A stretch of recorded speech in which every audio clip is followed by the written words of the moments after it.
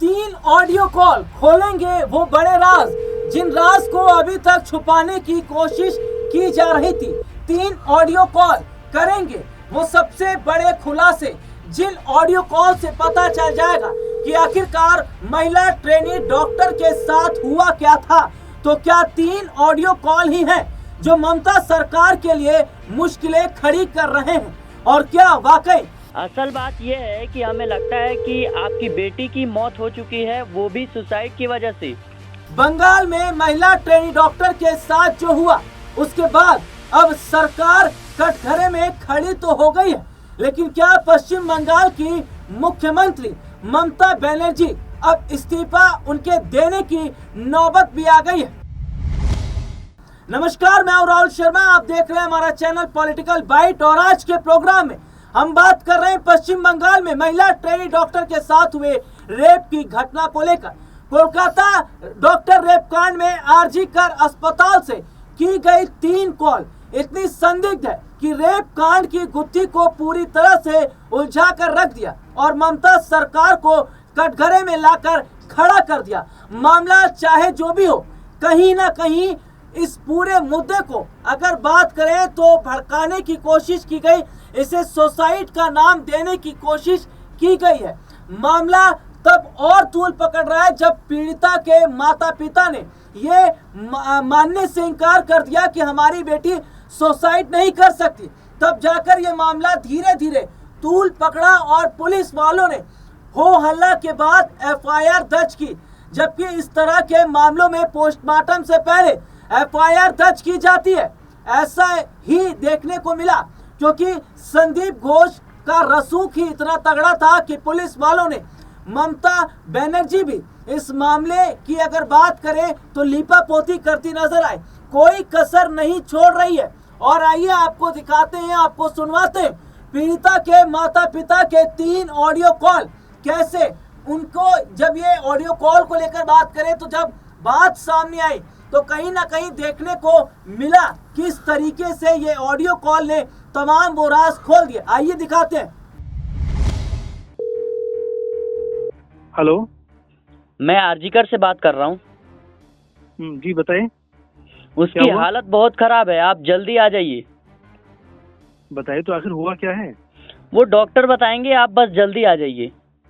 आप कौन बात कर रहे हैं? मैं अस्पताल में असिस्टेंट सुपरिटेंडेंट हूँ, डॉक्टर नहीं। तो क्या वहाँ कोई डॉक्टर नहीं है? मैं असिस्टेंट सुपरिटेंडेंट हूँ। हम आपकी बेटी को इमरजेंसी में लेकर आए हैं, आप आ जाइए और डॉक्टर से बात कीजिए। क्या आपने ये पहला ऑडियो कॉल था? चलिए अब आपको दूसरे ऑडियो कॉल को भी सुनवाते हैं कि किस तरीके से बातचीत हो रही है।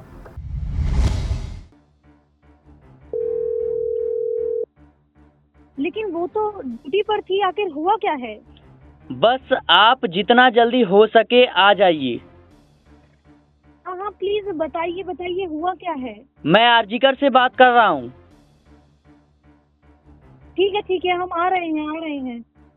आप क्या कर रहे हैं? हम आ रहे हैं, ठीक है।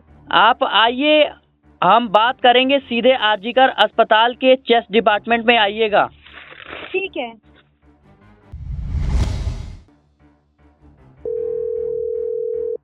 हेलो, मैं असिस्टेंट सुपरिटेंडेंट बोल रहा हूँ। जी बताइए। असल बात यह है कि हमें लगता है कि आपकी बेटी की मौत हो चुकी है, वो भी सुसाइड की वजह से। पुलिस आ गई है, हम सभी यहीं पर हैं, आप जल्दी आ जाइए बस। हाँ, हम रास्ते में हैं। क्या मेरी बेटी इस दुनिया में नहीं रही? तो देखा आपने कि क्या बातचीत हो रही है, लेकिन कहीं ना कहीं ये बातचीत जाहिर तौर पर इशारा कर रही है कि क्या वाकई इस ऑडियो कॉल में वो तमाम ऐसी बातें हैं जो छुपाई गई हैं और अब जाकर ये चीजें सामने आ रही हैं। जी हाँ, सही सुना है आपने, इन तीनों ऑडियो कॉल को जो पूरी तरह से आरजी कर हॉस्पिटल के झूठ को पर्दाफाश करते नजर आ रहे हैं।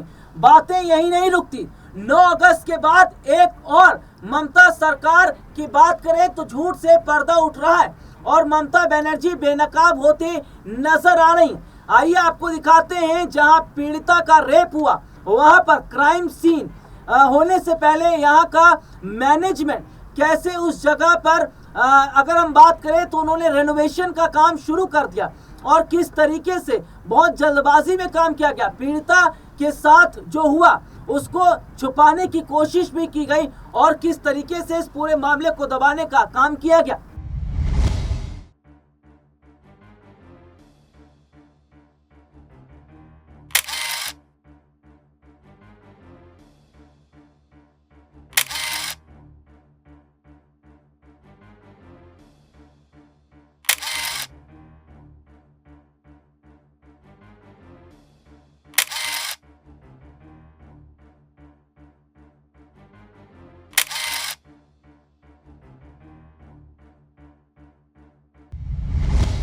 बातें यही नहीं रुकती।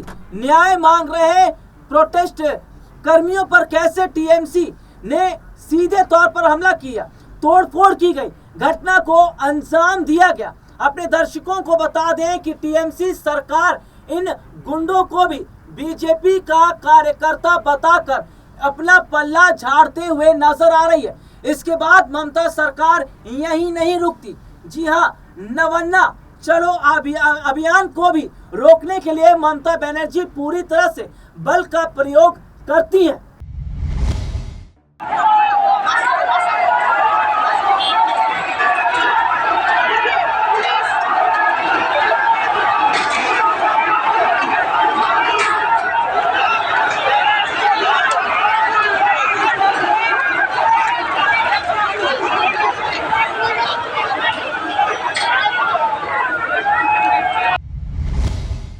तो देखा आपने कि कैसे ममता बनर्जी की पुलिस जनता पर अत्याचार कर रही है। ऐसा लग रहा है कि वेस्ट बंगाल पर किसी बाहरी ताकतों का हमला हो गया है और पूरी तरह से किलेबंदी की जा रही है और लोगों पर पानी की बौछारें किए जा रहे हैं और लोगों को दौड़ा दौड़ा कर खदेड़ा जा रहा है।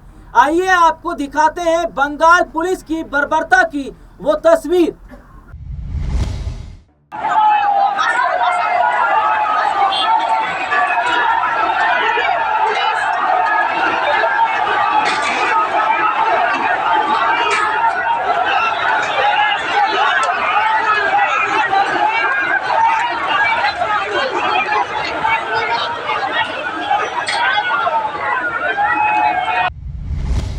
ममता बनर्जी यही नहीं रुकती क्योंकि उन्हें पता है कि डॉक्टर रेपकांड उनकी सरकार के लिए मुश्किलें खड़ी कर रही है, क्योंकि ममता बनर्जी भी प्रोटेस्ट के रास्ते ही कुर्सी पर काबिज हुई थी और यही प्रोटेस्ट अब उनकी कुर्सी के लिए सिरदर्द बनता जा रहा है।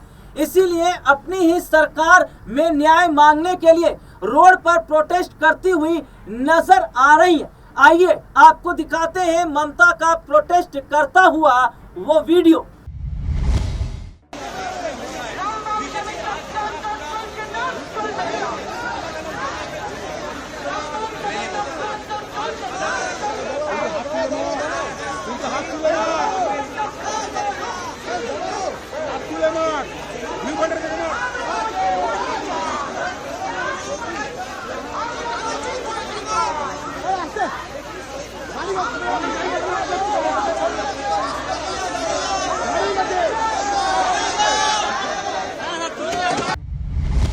इस वीडियो को देखकर आपको यही लग रहा होगा कि ममता बनर्जी अपनी ही सरकार में कितनी असहाय हो गई, जो अपनी ही सरकार के खिलाफ प्रोटेस्ट करना और जनता के समर्थन हासिल करने की कोशिश कर रही है कि बलात्कारियों को फांसी की सजा दी जाए।